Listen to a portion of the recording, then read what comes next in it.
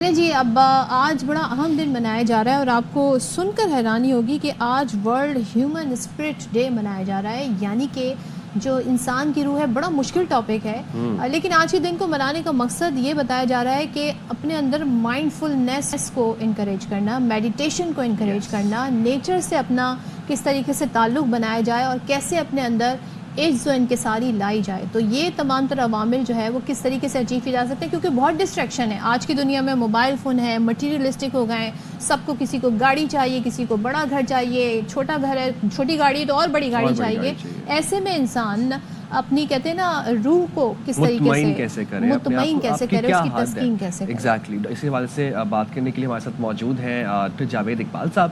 السلام علیکم ڈاکٹر صاحب۔ وعلیکم السلام جناب۔ سر بہت شکریہ ہماری نیوز کے لیے، آپ نے وقت نکالا۔ سب سے پہلے تو یہ بتائیں کہ روح کیا ہے، آج ہم کس دن کو اس کو سیلیبریٹ کر رہے ہیں؟ جی بہت بہت شکریہ۔ مجھے بھی بہت حیرانی ہوئی جب کل پتہ لگا کہ دنیا میں ایک روح کا عالمی دن منایا جاتا ہے،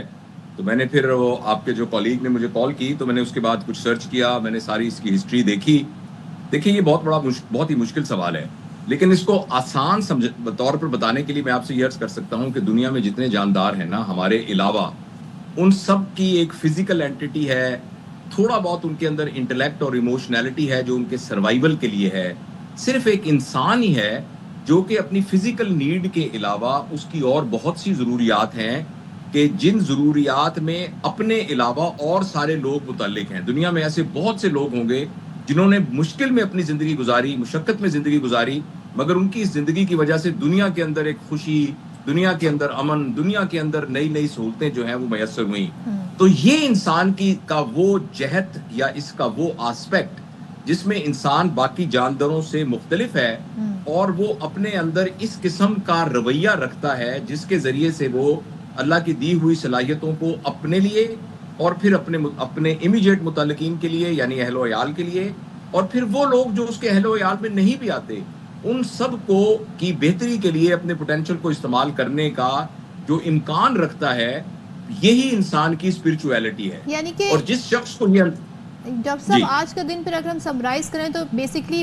وہ ہمارے اندر وہ اسپرٹ جو آپ نے کہا کہ وہ جذبہ جو آپ کو ایک طریقے سے دوسروں کا خیال رکھنا اور مائنڈ فل رہنا۔ ایک چیز مجھے بتائیے گا، اکثر و بیشتر ہم کہتے ہیں جی اصل خوشی تو وہ ہوتی ہے جس سے آپ کی روح کو تسکین پہنچے، تو how does it connect with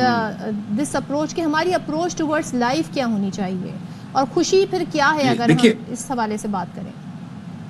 جی بہت شکریہ۔ دیکھیے میں آپ کی بات کو تھوڑا سا میں اس کی وضاحت یہ کرنا چاہتا ہوں کہ اصل میں ہم دنیا کے ہر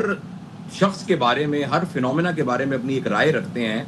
لیکن اپنے بارے میں کوئی علم نہیں رکھتے۔ روح کا مطلب یہ ہے کہ ہم اپنا ادراک کرتے ہوں، ہمیں خود پتا ہو کہ ہمارا پوٹینشل کیا ہے۔ جیسے یہ موبائل فون ہے نا جس کے ذریعے میں بول رہا ہوں، اس کے بہت سارے اس میں فنکشن ہیں، لیکن اگر مجھے اس کے فنکشن ہی پتا نہیں ہوں گے تو میں ان کو استعمال نہیں کر سکوں گا، صرف فون کروں گا یا میسج کروں گا۔ اسی طریقے سے اللہ تعالیٰ نے انسان کی جو مشین بنائی ہے، اس میں بہت زیادہ فنکشن، بہت زیادہ پوٹینشل رکھے ہوئے ہیں۔ ان پوٹینشل کا جب ہم صحیح اظہار کرتے ہیں اور اس کا صحیح ادراک کرتے ہیں،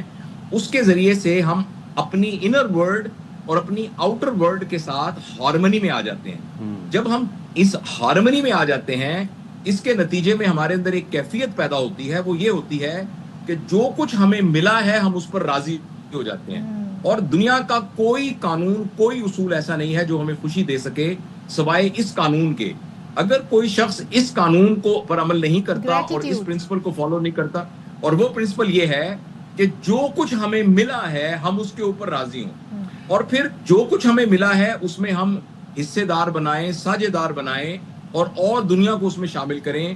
تو میرے نزدیک خوشی کی اس سے بڑی اور کوئی ڈیفینیشن نہیں ہے۔ ڈاکٹر صاحب کوئی ایسی ایکسرسائزز یا کوئی ایسی پریکٹسز ہیں جس سے ہم اپنی سول کی فلفلمنٹ کے لیے ہم کچھ کر سکیں، کوئی میڈیٹیشن، کوئی ایسا کچھ تو ہوگا؟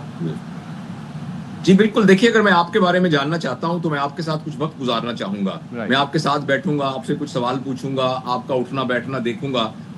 آپ کے ساتھ سفر کروں گا۔ تو اسی طریقے سے اس کی جو پہلی ایکسرسائز ہے وہ اپنے ساتھ بیٹھنا ہے،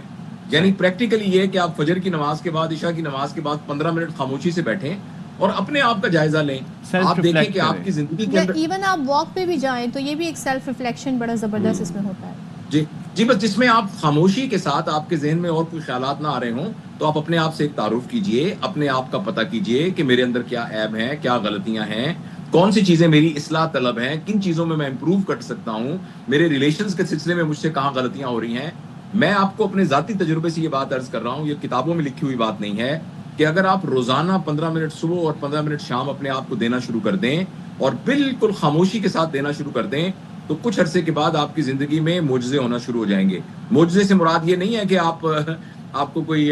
غیر مرئی چیزیں نظر آنی شروع ہو جائیں گی, آپ کی زندگی پر آپ کا کنٹرول زیادہ بہتر ہونا شروع ہو جائے گا. جس جگہ پر آپ اس طریقے سے بیہیو کرتے ہیں جس سے آپ حالات کو بگاڑ دیتے ہیں, آپ ویسے بیہیو کرنا شروع کر دیں گے جس سے آپ حالات کو اپنے قابو میں کر لیں گے.